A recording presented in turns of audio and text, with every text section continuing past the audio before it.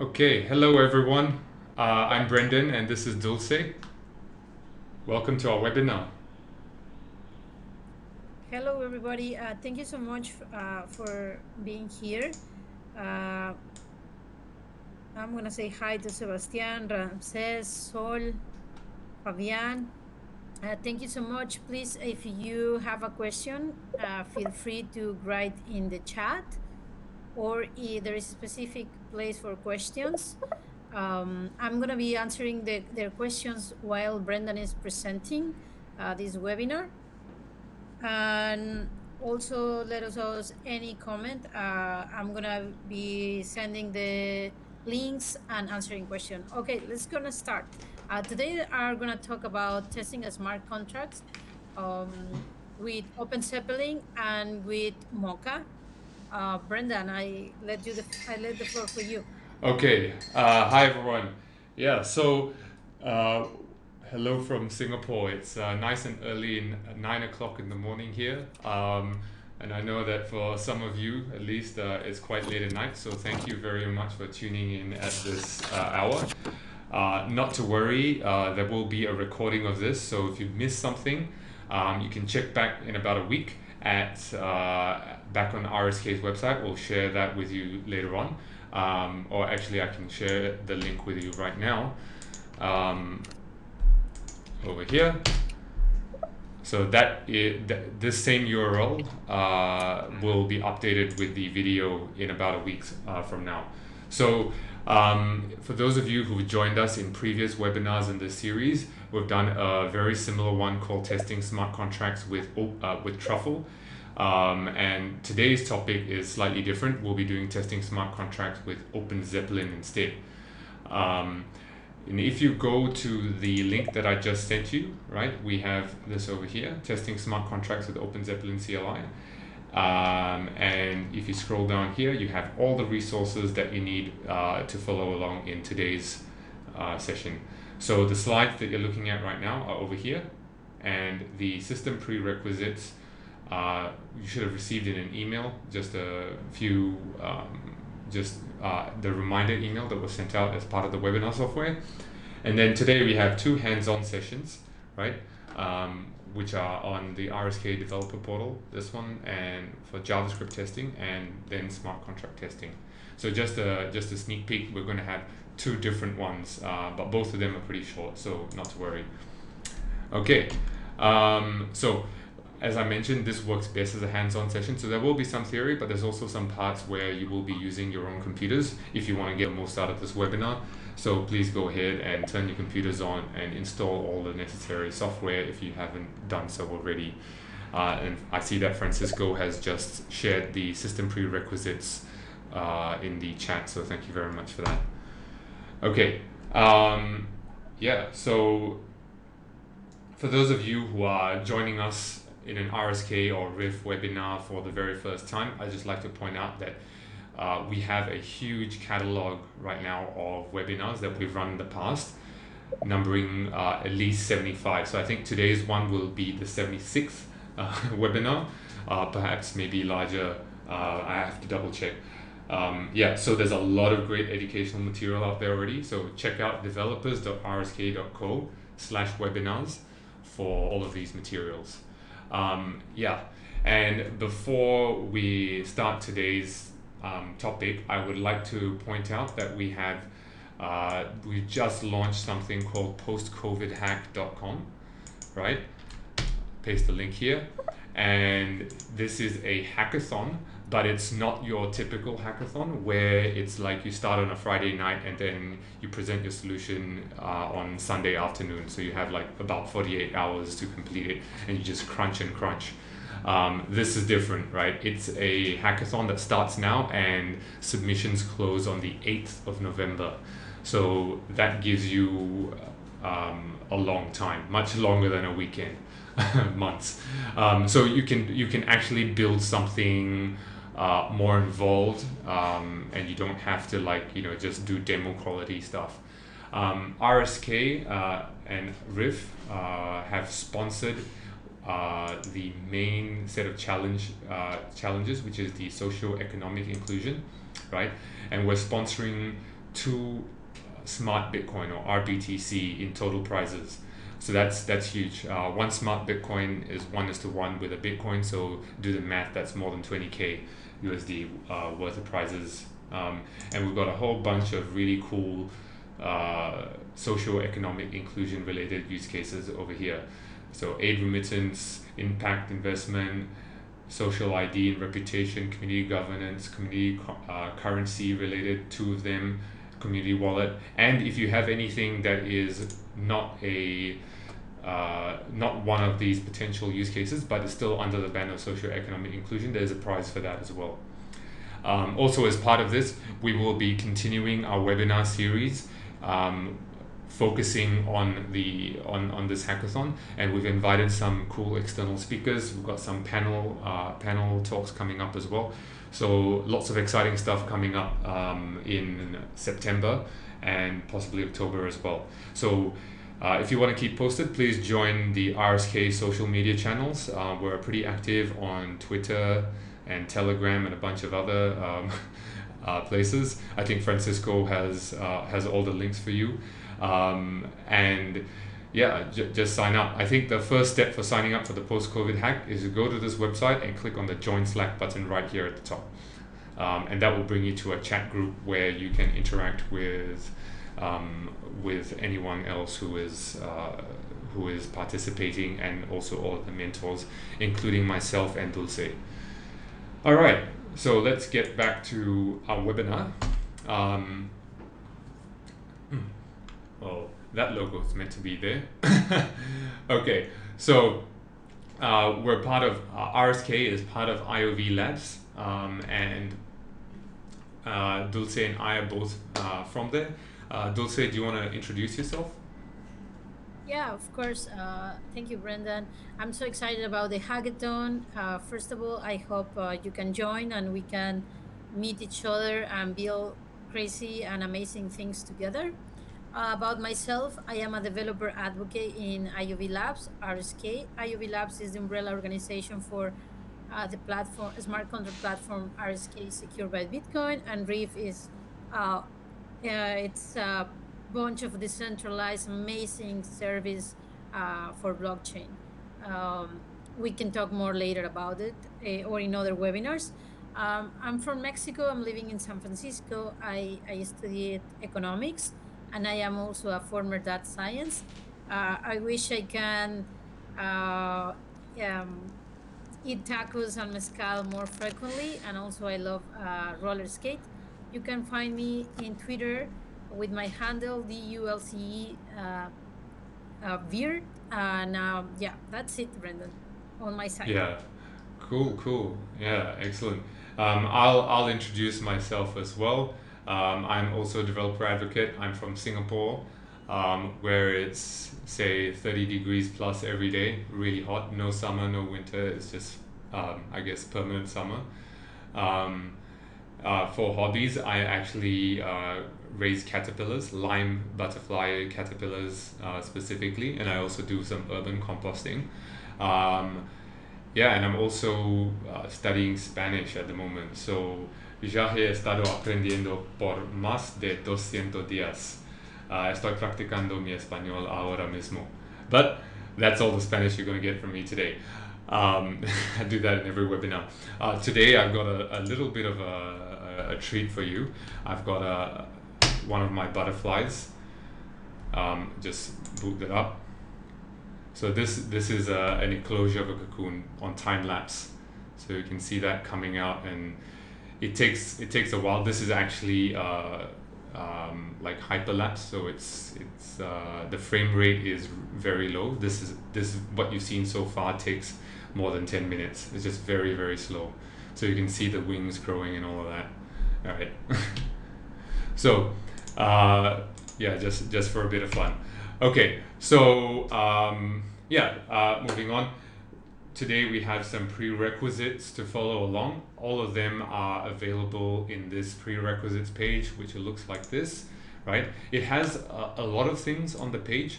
You don't have to install all of them. For example, you don't have to install Truffle to follow along with today's topic, right?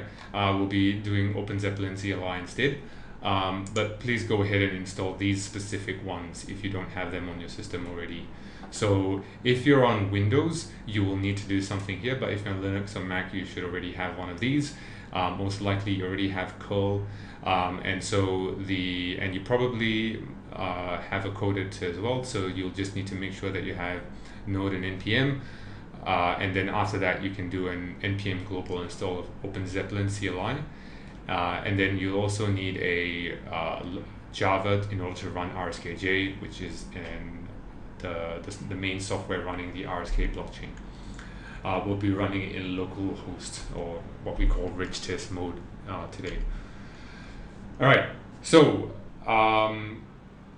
the title of this webinar is Testing Smart Contracts with OpenZeppelin CLI, or OZ-CLI, but we're not actually going to start with that at all, right? Instead, we'll focus solely on JavaScript at the beginning, right? And then after we've done that, you'll see why we've done that. All right. So we have a few learning objectives here. What is testing, right? And then subsequently why, and then subsequently we'll get our hands dirty and write some tests in Mocha using JavaScript. So, Dulce, do you wanna take this slide? Yeah, absolutely. Because we are going to use OpenZeppelin later, and it's pretty similar, or it's like Mocha. I'm going to explain what Mocha is. Mocha is a test runner or a test framework that can either run in the browser or in Node.js. Today we are going to be using Node.js, and the main task of a test runner is to execute tests and to generate a report.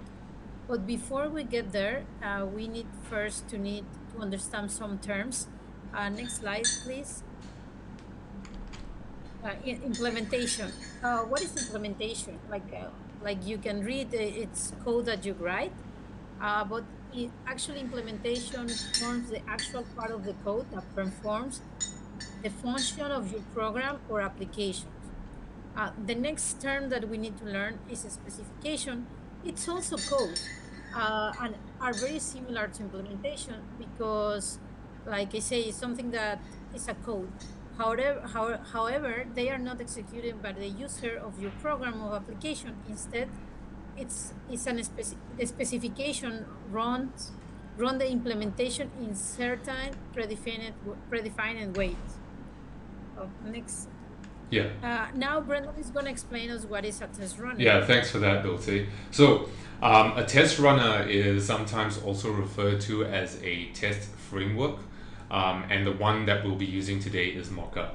So what does a test runner actually do, right? So is this a developer tool, and the test runner, so let's say Mocha, it runs the specification, and the specification has the code which runs the implementation. So this is your actual application that does what your user wants it to do. And this is the code that runs it in the certain predefined ways, which Dulce just mentioned. And while all of this is happening, right, so the runner sets this chain in motion. While this is happening, the runner doesn't just start it and then not do anything. It actually does something else very important, which is while all of this is going on, it just sits there and listens, right, for what's happening inside the specifications and the implementations, right?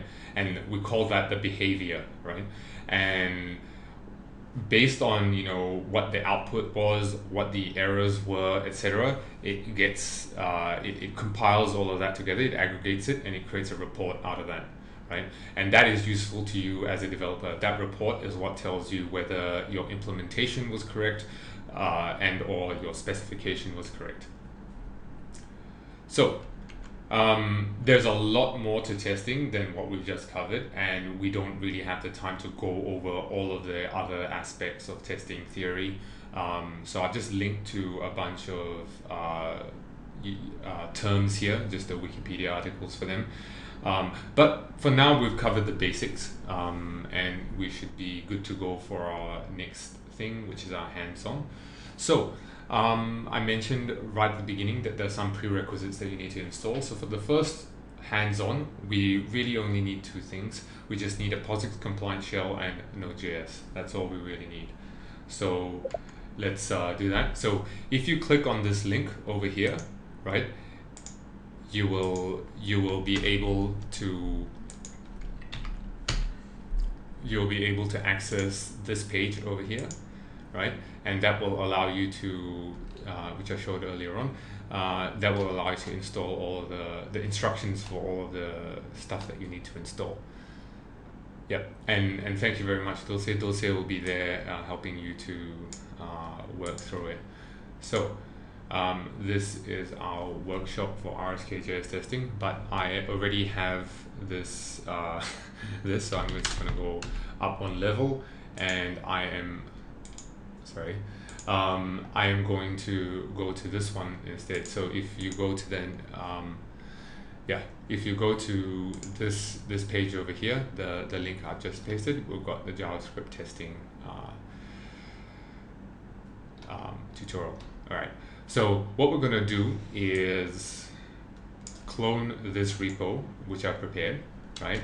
And I'm going to do something slightly different, right?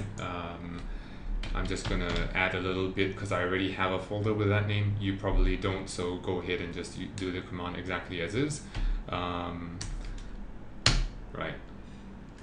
And that should take a couple of seconds to download, and then I can just go cd into that folder. Right now, the first thing I want to do is npm install, and that will install all the dependencies. It will also take a few seconds. And meanwhile, I just like to get you to open up this folder in your own File Explorer GUI, or you can run it on the command line. You should see something that looks like this structure. So just a bit of orientation. Let's just copy that. So we're ignoring the node modules folder here, right? Over here we have the implementation for feature 1, and then we have the specification for feature 1. So I'm just using a bit of like file naming convention in JavaScript. .js is for your implementation, .spec.js is for your specification. And then these files define your dependencies, and these files are, I guess, basically what you see rendered in this page here. Okay, so now let's open this up. And I'm going to open up these files that I'm interested in. All right. So the screen, I think those of you following along at home or watching in a browser, just let me know if the text is too small, and I will increase the font size further, but I think this should be okay. So the specification is really simple. Right? It's just basically a function that takes in two parameters, it adds them together and returns the value, right? And you'll notice a very, very obvious bug inside this implementation, right? So what we're going to do is, this is not our focus, right? The implementation isn't our focus. Our focus is this, the specification, right? So we are going to add some tests that go into this to test that feature, the add function that we just did over here. So what we're going to do, right, is just run the test first before we do it, and we'll see that we'll have npm run, right? So you can see that I've really got a run script for test set up here. That's great. So what that means is I can do npm run test, right? And it'll say 0 passing, and the reason for that is because I've got like a couple of describe blocks which are meant to group test together, but they don't actually do anything, right? There's no test, right? We haven't written any, as you can see, right? So what I'm going to do now is I'm going to write the first I guess specification, right? So it's specifying, this test is specifying that the add function works with a specific value. So I'm just going to copy and paste that, right? And then I'll explain what is really going on, right? So this is the implementation that's been imported from what we wrote over here, and we're inside the specification file, and then we're calling it. So we're saying, hey, I'm going to call the add function where the parameters 1 and 2, right, and store that in result. And then assertions is basically, you can think of it as a check, right? So assert that these are equal. So it's saying, this is syntax, simple syntax for saying that this result that I got earlier on should be equal to 3. So essentially what this is saying is, my application is for adding values together. So if I add 1 and 2, I should get 3. That's the, you know, I guess plain or common language way of describing this test, right? So let's see what happens, right? We know that there's a bug, so let's see what's happening. So we get this output, right? And I'll just talk through it a little bit. So this is the describe block, feature 1, and then another describe block that's nested within it called add. And then finally, we have the specification name, or the test name, works with specific values, which identifies this one that we've written over here. And so there's only one test, and 0 passing, 1 failing. So that's your summary statistic. And here, it'll give you a detailed output of anything that has failed. So you can see here what the detail is. Essentially, it's saying that it got the value of 4, but it returned 3. So at this point, there are two possibilities, right? One, we've either written our specification incorrectly, which is a false negative, right? Alternatively, we've written our implementation incorrectly, which is a true negative. So the test actually caught a wrong implementation. So we need to assess which one. In this case, it's pretty obvious. We know that 1 plus 2 should be equal to 3. So we say, okay, so there's nothing wrong with the specification. That's fine. So it must be a true negative, which means that we need to fix the implementation, right? Aha, we've got a bug here. So let's fix the bug. Save that, right? Let's bug fixed. All right, and just do that for fun. All right, and then we can go npm run test again, and there we go, right? So we can say we fixed the bug, right? Feature 1 add works with specific values. Now let's simulate an alternative, right? So let's have the same test, right? But we'll simulate a false negative, right? So now we've got a correct implementation, and we've got a incorrect specification. So let's say we say 1 plus 2 should equal to 12, right? That's something a kid might say, right? And let's see what happens, right? So we run test again, right? And we can see here, feature 1 add works with specific values. So this test again, and we'll see expected 3, but got we expected 12, but we got 3, right? So here again, say we've got a test failure. Is it a problem with the specification or a problem with the implementation? We've got to decide. So now we take a look at the implementation and say, okay, yeah, it's doing an addition. So maybe the problem is actually in the specification. You say, hang on, 1 plus 2 shouldn't equal to 12, right? It's actually equal to 3. So all right, there is a problem with the specification, right? So we were getting a false negative earlier. Let's fix that. And this bug fixed, right? So I should be more specific. Impl bug fixed, and this is specification bug fixed, right? And now we run the test again. Boom. Now we've got test passing again. So this is a very sort of tiny or contrived example, if you will, but it does really help to illustrate the various scenarios in which tests can pass and fail, right? There's actually one more, but I won't go into that today. There's actually 4 possible ways. You can also get a true negative, true positive, false negative, false positive, right? So there's 4 different quadrants. Yeah. Okay. So that's the end of this workshop. And for those of you who are following along, let's just check whether there's any questions. Okay. No questions. Great. I hope that means that that the demonstration has been very clear. All right, let's go back to our slides. All right, so this is what I was talking about just towards the end, right? I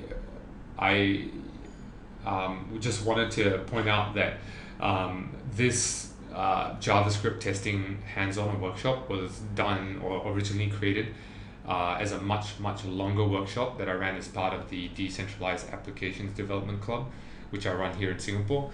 And that goes into a lot more detail in this, but I just wanted to pull out that graphic because I thought it was important, right? So when the implementation is correct, right, or when the specification is correct, then you get a true positive, right? And the two scenarios that we demonstrated earlier on, false positives and false negatives, and we fix the implementation bugs and we fix the specification bugs each time to bring it back over here. So just need to keep in mind that when you're testing, you should always be not just assuming that your implementation or your actual application has a bug in it. Sometimes your specification can also have bugs in it. So just wanted to stress that. Cool. Now the next part of the webinar, we are going to be talking about Solidity, right? Specifically how to test Solidity. So smart contracts are not written in JavaScript, they're written in Solidity. And so you'll notice that the file names for the implementation do not end in .js, they end in .sol, right? And our specifications, right, we're going to choose to write them in JavaScript. That's the most common thing, right? Now, if you're writing your implementations in JavaScript, you can write the specifications in JavaScript and you can use Mocha as the test runner like that, right? And what we saw in the previous webinar on testing, we switched from using Mocha to using something called truffle test. So truffle is a developer tool, and so you can just type truffle in your command line and then you type space test, right? And that's like a sub command of truffle that runs the test framework that's embedded within truffle. And so when you do that, you can write a smart contract in Solidity and your specification in JavaScript, and there are some differences which we'll see in a bit, right?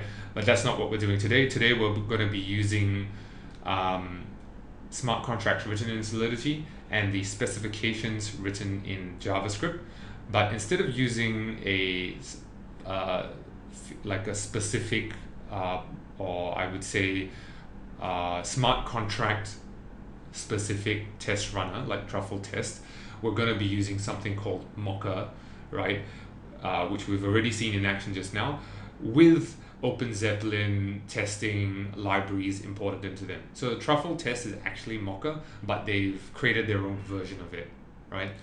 With OpenZeppelin CLI, we're not going to actually be using, they don't actually have a wrapper around Mocha. They just allow you to use Mocha directly, but within your test, within your specification, you import certain things from OpenZeppelin's libraries. So that's kind of the difference between like, I guess, your testing architecture, if you want to put it that way, between Truffle and OpenZeppelin CLI. So the main point is that we're going to be using Mocha directly, and that's why it's super useful for you to use or have learned Mocha in the previous hands-on, right? So now it'll be a bit less steep of a learning curve. All right, so let's do a bit of a comparison for those of you who are used to Truffle, because I know that some of you watching in the webinar right now, or some of you who are watching this on our recorded videos later on, you'll find that there is a difference, right? And we need to be aware of it, right? So in Mocha, when you want to import the implementation, you use require, just your standard JavaScript Node.js require. However, in Truffle Test, when you want to import your implementation, it is the implementation is in Solidity, so you can't use a JavaScript require. That wouldn't work, right? So you need to do something called artifacts.require, and artifacts is something that's specifically provided by Truffle. Similarly, instead of a describe block, you use contract, which is also Truffle's version of it. And in Mocha, when you have your describe block, The callback function, you notice that the parameter list is empty. It doesn't take any, it doesn't have any parameters. Whereas in the contract block, which is analogous to the describe block, right, it has, it does actually have a parameter for a list of accounts which you'll use in your test, right? Now let's take a look at OpenZeppelin CLI. So previously we were comparing mocha to truffle test. Now we're comparing truffle test to mocha with OpenZeppelin CLI, right? And basically we're kind of unlearning, if you will, or undoing some of the things that we learned for truffle test. So to get the implementation, both of them have their own API. So with truffle, it's artifacts that require. With mocha, it is contract.from artifact. One thing to be aware of is that contract is not injected. Artifacts was injected, so it just magically is there. But contract isn't, so we need to import it using a require statement, and we'll see that in the hands-on later on. In truffle tests, we use contract to group tests together, whereas with mocha CLI, we're using the describe block, which is part of mocha itself, right? Nothing to do with OpenZeppelin CLI. So instead, the main difference is that because the contract block provides accounts, right?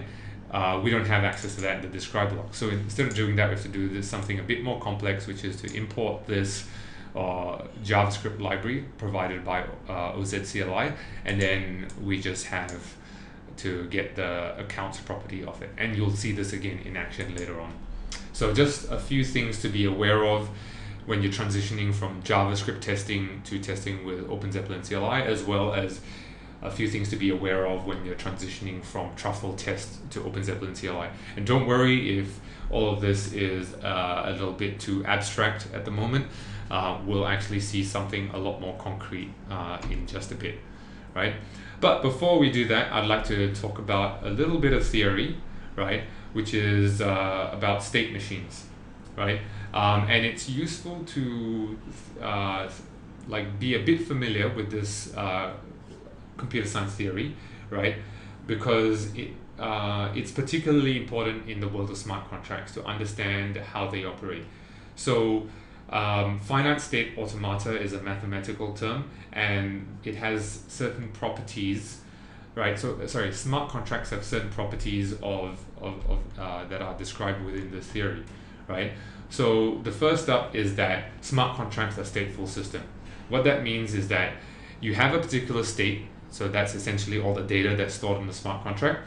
And then when you have a transition, which is basically created by a transaction, that the to address of that transaction, when you submit it to the blockchain, is the address of the smart contract, right? That transaction may change the state of the smart contract, right?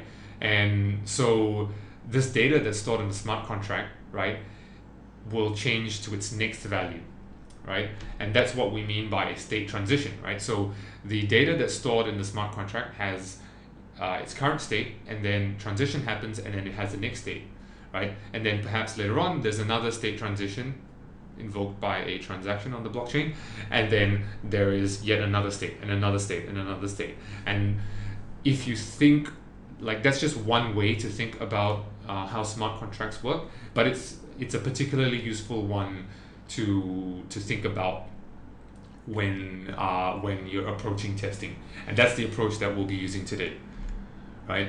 So today we'll do our hands-on, but there are four main categories of things that you test when you test a smart contract. One is its initial state. So immediately after deployment so when you put a smart contract onto a blockchain for the first time, what is its state, right? So that's the first thing that you test, and the easiest thing to test.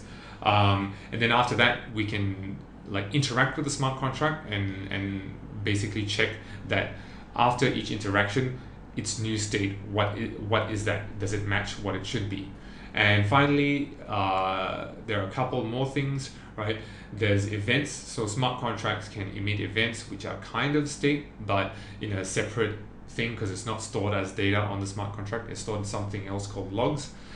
So we can do some checks on that as well. And finally, there's another thing called mocking, which we will not be going into today, right?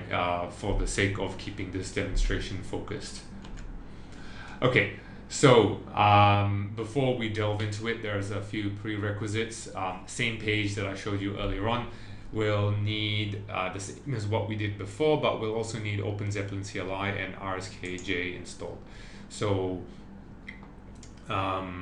so that's this page over here. The OpenZeppelin install command is really easy. Just copy this. That does an global, I should say, installation of a tool called OZ, right? Which is just available on your command line like that, right?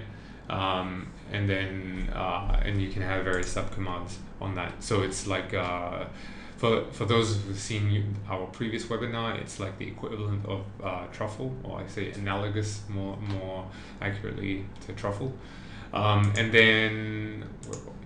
then we also need to install RSKJ, which is the main RSK blockchain. Now we have a full-blown tutorial on RSKJ, actually several. So please do check out our past webinars for various tutorials in which we are using RSKJ directly. We won't quite be demonstrating that today. All right. So let's follow this link. I'm just gonna copy link location and paste that. I think Dulce has probably already pasted that, but just in case, just to be perfectly clear, we're on this again. And so that should take you to this one, I believe. So yeah, smart contract testing using OpenZeppelin CLI. So make sure you have these done.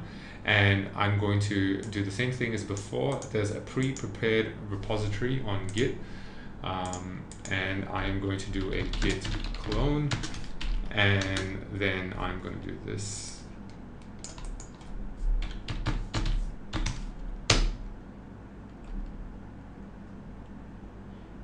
So what's happened there?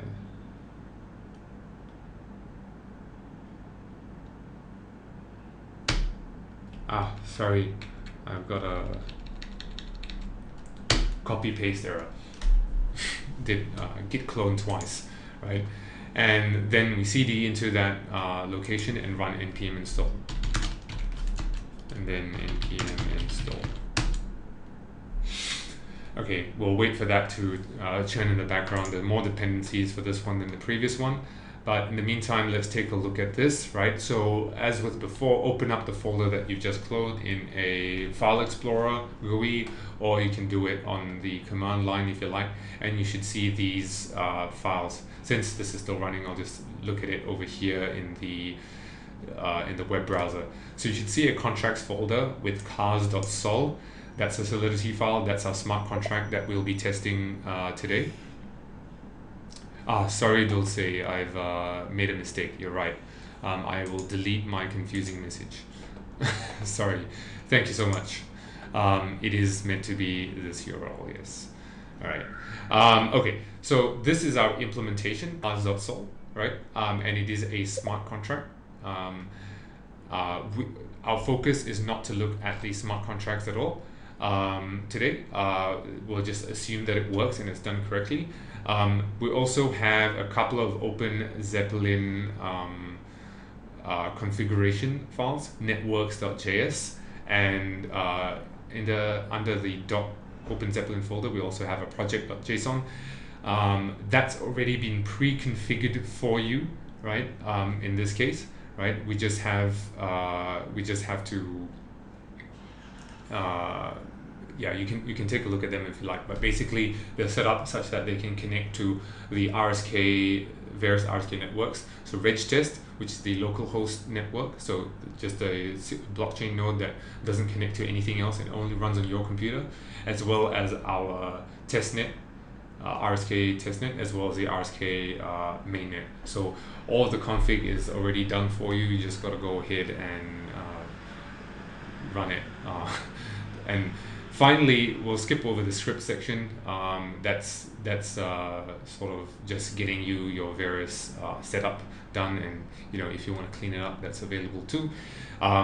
And we also have the focus for today, which is this, right? Under the test folder, we've got cars.spec.js, and it's set up such that it will import the implementation over here from contract/cars.sol, and it'll interact with that smart contract and perform various assertions as part of its specifications or tests.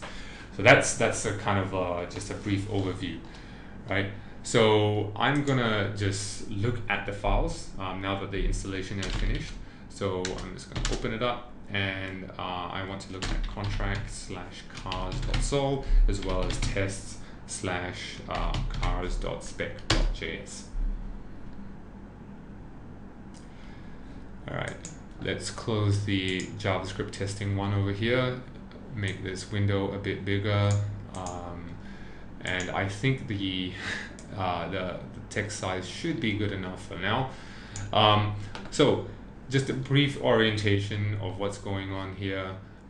We've got this, so for those of you who've seen my demonstrations before, my other workshops, you'll be already familiar with this one. But for those who are joining for the first time, bear with me. So we've got a contract named cars, and what it does is it manages a mapping. You can think of that as a hash map of car objects, where the key is, think of it similar to a hash map. The key of the hash map is a number, an unsigned integer, and the value is a car object. Here are the fields in the car object, and that is known as cars. The IDs are just similar to an auto-incrementing database primary key. Starts at 0 and it increases by 1. So the first one that will be inserted is 1. So you can have an add car function, which requires you to pay a certain amount of currency, and then that allows you to add a new car into this mapping. And then once you have your car, you can do a bunch of operations on it. You can drive, you can park, you can honk. Yeah, so that's the implementation, and we'll be testing a small subset of that implementation in today's workshop. The next thing I'd like to do is do an orientation of the cars specification file.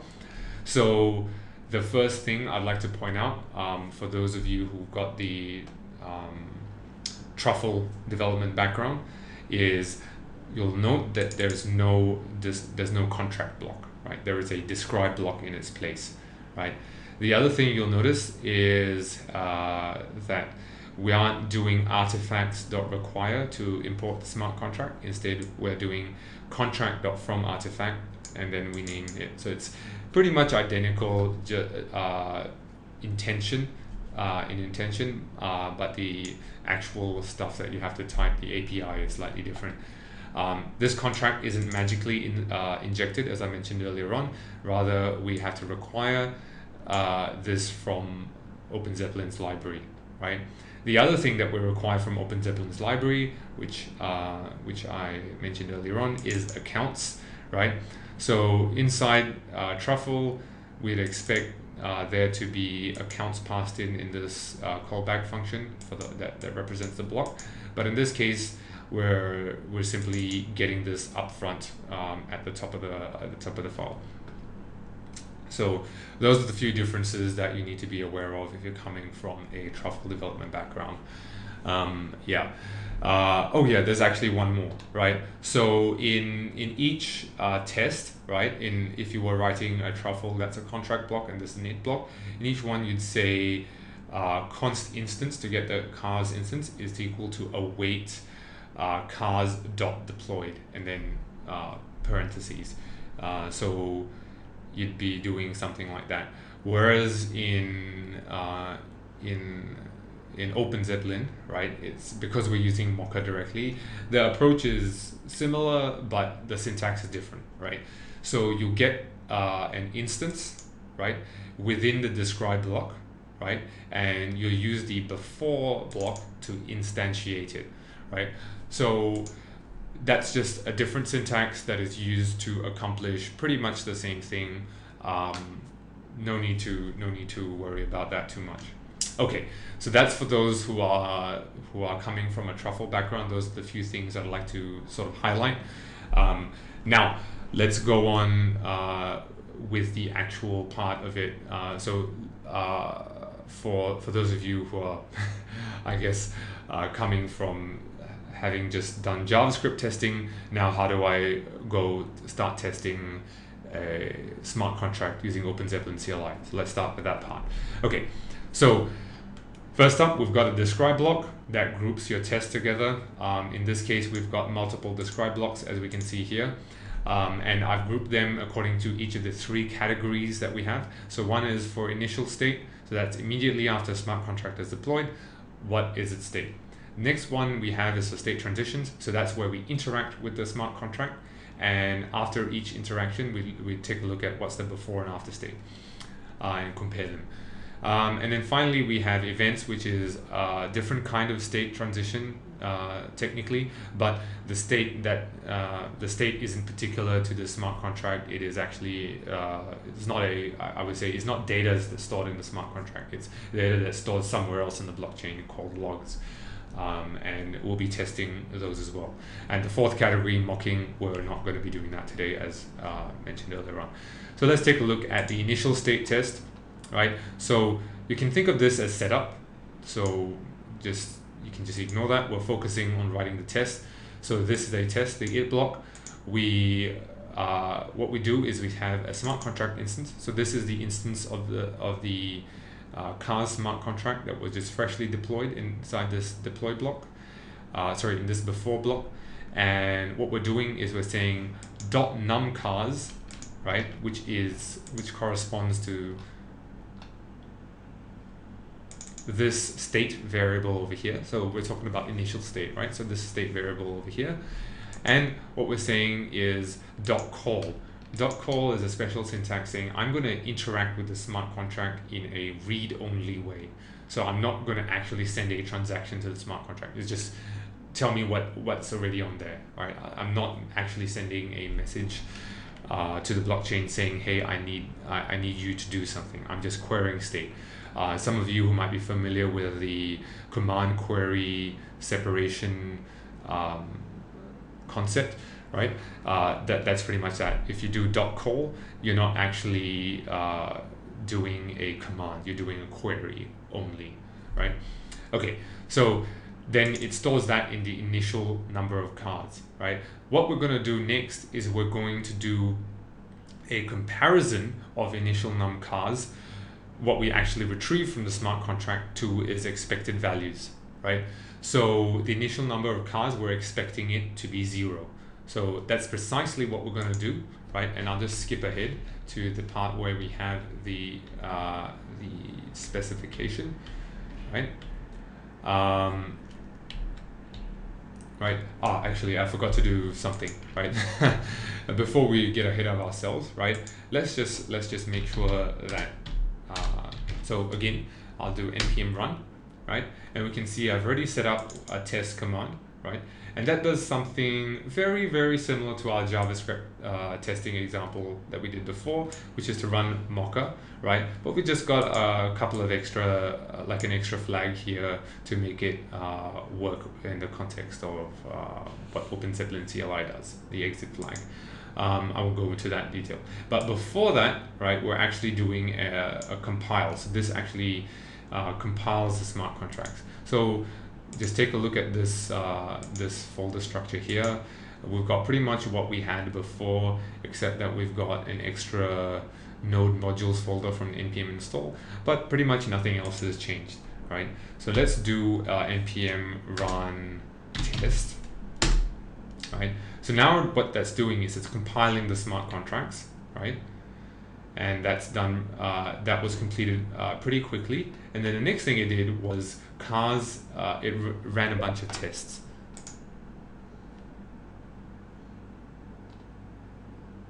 Okay, Ramses, I see your question. I would say that this is out of the scope of this thing, but just to very, very quickly answer your question, Yes, you can, and the way to achieve that is through mocha reporters.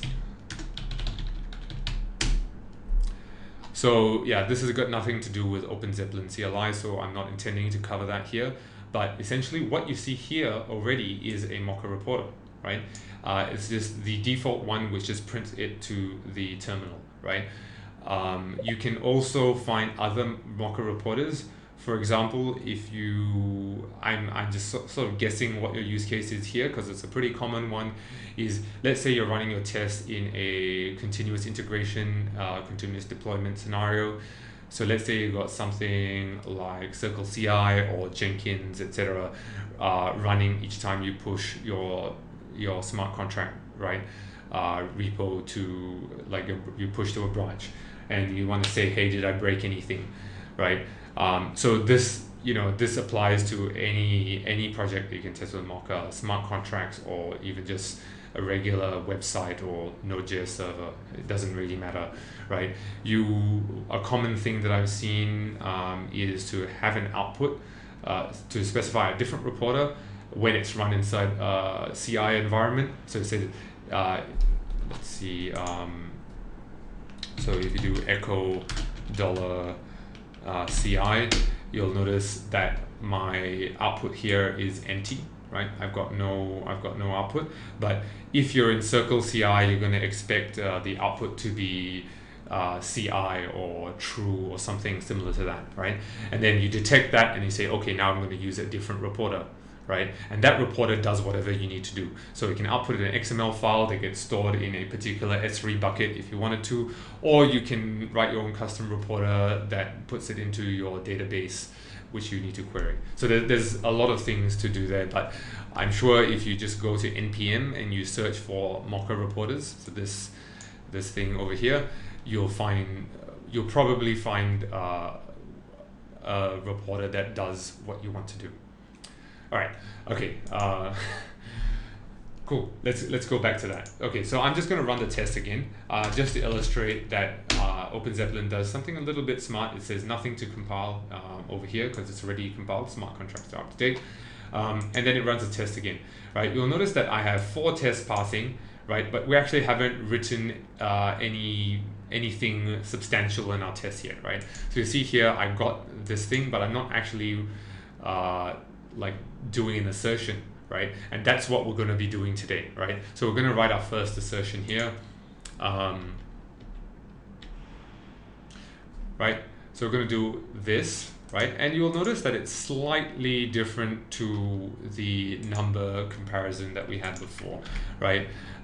So when we did in the JavaScript testing thing, we said, say, hey, this number is equal to that number. In this case, we're doing initial numcars.toString equals to this. So how come we're converting this to a string, and then we're comparing it to a string? And the reason for that is because JavaScript doesn't support the same number system as Solidity does, right? You'll notice that this is uint256. Now, JavaScript's number system doesn't support numbers that get to that range or that number of bits. So what this actually returns is something called big number, or BN for short. You may have seen that, something that looks like that, right? We won't go into the details, but basically we're just going to convert that to a string in order to do the comparison in JavaScript. That's pretty much what we're doing. So now we'll run that test and we'll do it again. And this time you'll notice that we get the same output. What we're really looking for is, now that we've got this assertion, did it begin to fail, right? So did we see 3 tests passing instead of 4, and what was the error, right? So it didn't fail, great, right? That's all we care about. Other things you might notice is that maybe it took a little bit longer to run because we're executing more code, but I highly doubt it in this case, right? So yeah, so the next thing we're going to do is to write a test state transition, right? So over here we've got a test, right, which says I'm going to add a new car, right? And then after I've added the car, I'm going to do an assertion that this has happened, that I've got a value of 1. But there's something interesting that's happening, right? So I'm doing add car, which is something that is supposed to do a state transition. So if you take a look at this, add car, right? This part here, right, is assigning a new variable to cars, which is a state variable. So some of you may have noticed, if you've looked at this already, like, why am I doing that, right? Like, this add car is modifying the state, but then I'm doing .call, and then you might be saying, hey Brendan, I thought you just said .call was exclusively for something that doesn't require any state transitions, right? So that might be a bit confusing, right? And the reason for that is because when we do a .call, we can get a return value, and when we invoke an actual state transition, what we get instead is the transaction, right? And we can't get the return value from the transaction. That's the way that I don't want to go into the details of why that is the case, but the result of that is that when we're writing a test, right, we need to be aware of that, and what we're going to do instead is we do a .call, which means I'm going to do this and I'm going to simulate the function call and get the return value as a preview, right? And I've written that there in the in the comment over here, right? So when we do this add car, let's be very clear, there is no state transition. We're sort of simulating a state transition and then discarding it, right? So the smart contract remains in its original state. That's what happens when you do .call. But that allows us to do this return value assertion. So I'm going to do that right here, right? And then, right, so I'm writing my the assertion that's part of the specification here. So I'm saying, okay, after I've added my first car, I'm expecting the return value for that function to be 1, because this function does, let's see over here, it returns the car ID, the new car ID, which has just been incremented from 0 to 1. Okay, cool. Now we're actually going to do the state transition. So we're calling add car twice, but this time there is no .call, right? This time is a real state transition. We're telling, hey smart contract, this is not a preview. This is for real. And this time we won't get a return value. As I mentioned, we'll get a transaction instead. Okay, so you'll notice same thing as before, right? The parameters that we're sending in, exactly the same from here and here. You can compare them in your code editor if you like. All right, now we're going to retrieve the updated state, right? Notice that we're not doing any assertions on the return value because we don't have it. But what we're going to say is, hey, I know there are 2 things that are being modified. Num_cars has increased, and the cars mapping, you can think of it as a hash map, has also been modified to insert a new value. So I'm going to do await instance.numcars.call. So I'm retrieving the value of numcars, right? And then I'm also going to retrieve the value of the mapping, right? But this one's interesting. I'm passing in, I'm doing .call and I'm passing in a parameter. So I'm saying, hey, I already have asserted that the car ID that's been returned is 1 over here. So I'm going to create a new big number, right, which is essentially a wrapper around a number for 1, and I'm going to call that. So what that does is this mapping cars, I can say, hey, I want car number 1. That's essentially what you're doing, and that should return the car that you just inserted. Cool. So I'm going to just copy that assertions, checking the time. Okay, we're almost at the end of this. Not to worry. All right. So this one has a bunch of assertions. So we're saying numcars, very straightforward. I'm expecting it to be 1, nothing fancy over here. But then over here, we're doing a bunch of assertions, a bunch of different assertions. We're saying the car that got returned, it should have this color, it should have this number of doors, should so on and so forth, right? And quite importantly, the account that owns the car should be the account that created the car by calling add car, because that's the logic of the smart contract. So I'm going to save that and I'm going to run the test, right? I wonder why it's doing that. All right. Cool. And you notice that I still have 4 tests passing. Excellent. right? So I don't have any failing tests. So the assertions that I've written here and here, they haven't detected any errors in the implementation, which is great, right? So there you go. We've got a test.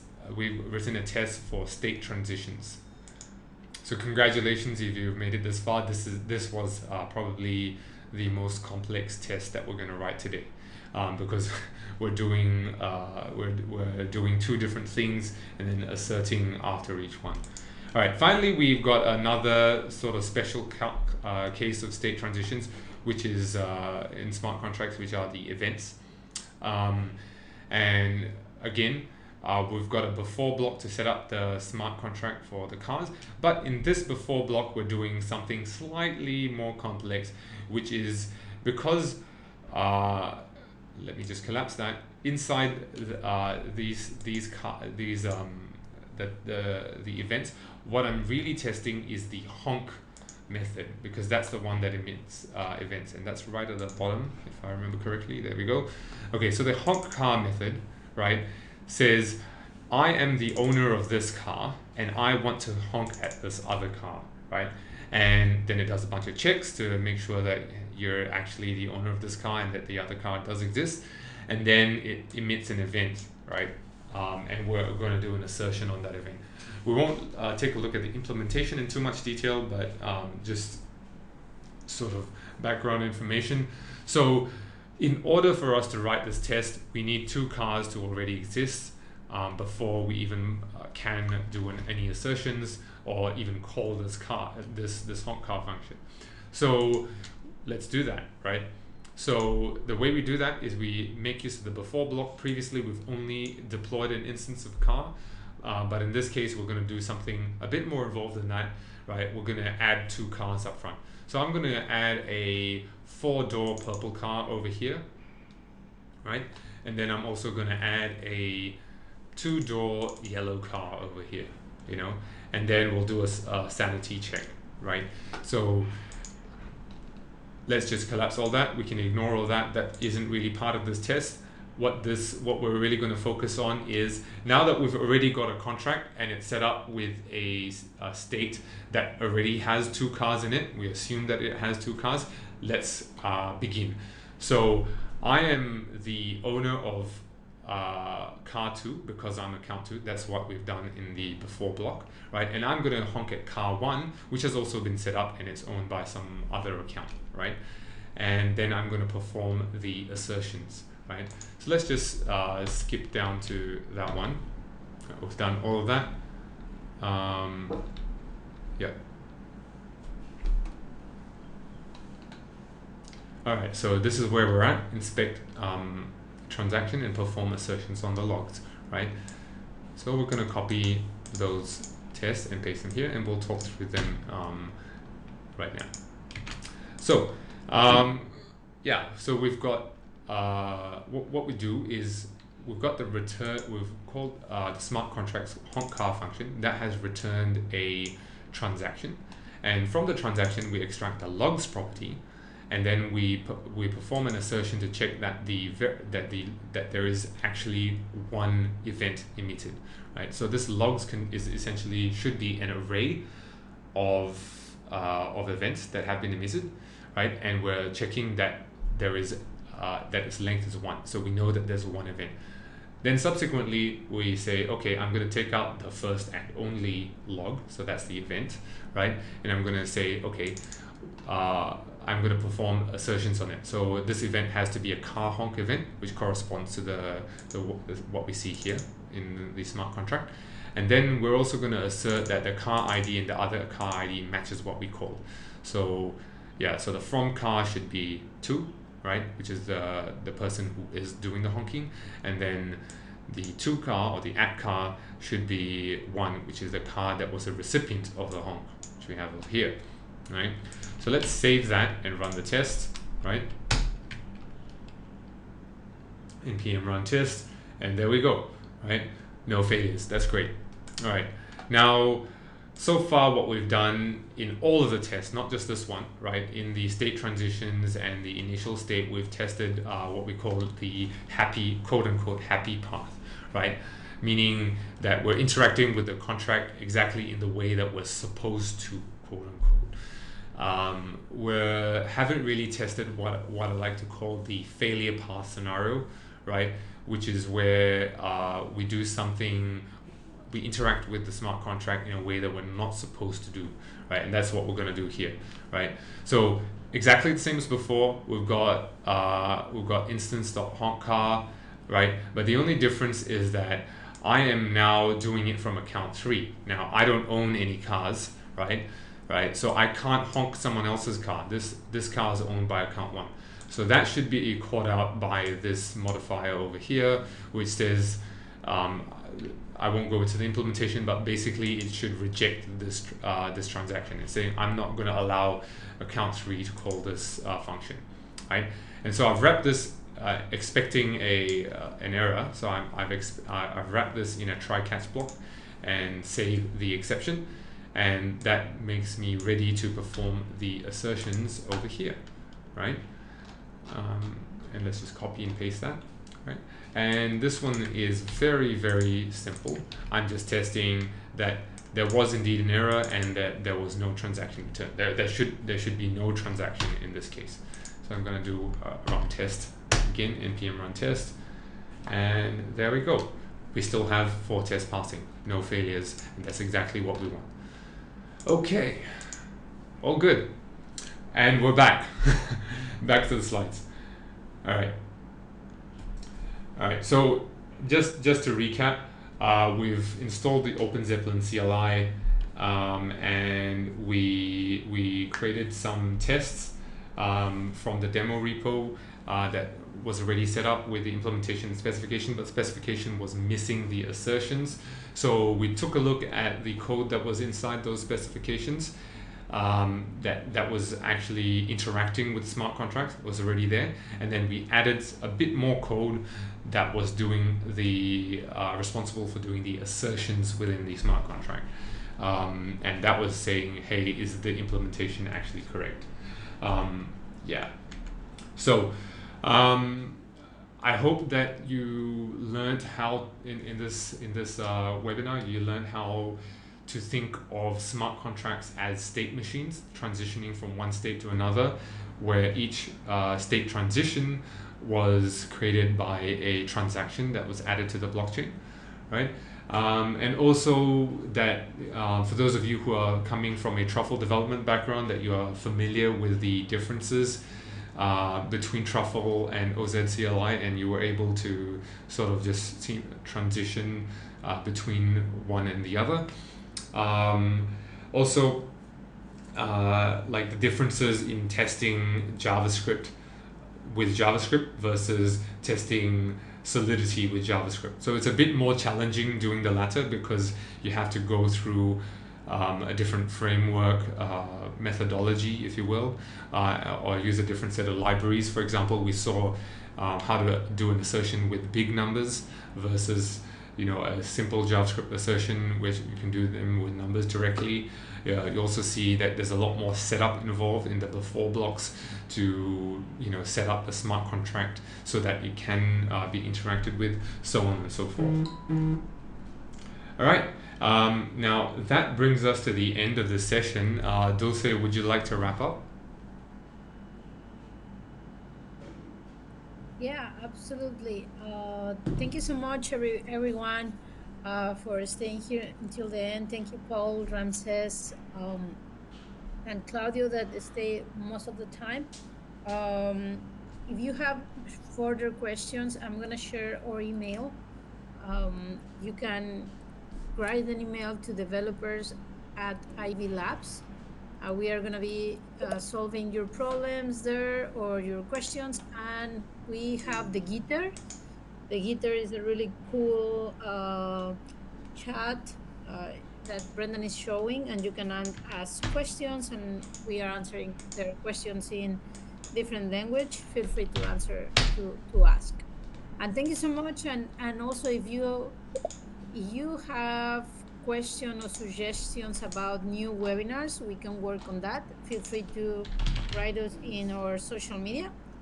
Thank you so much, Francisco. I'm gonna add also the Twitter, and check this video in our YouTube channel, please. And thank you so much again. Okay, so thank you so much, Dulce. I will paste the link to this webinar again.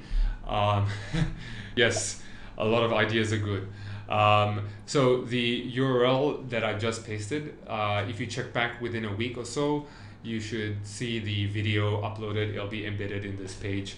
Otherwise, just search for RSK Smart on YouTube and you'll find all of our existing videos.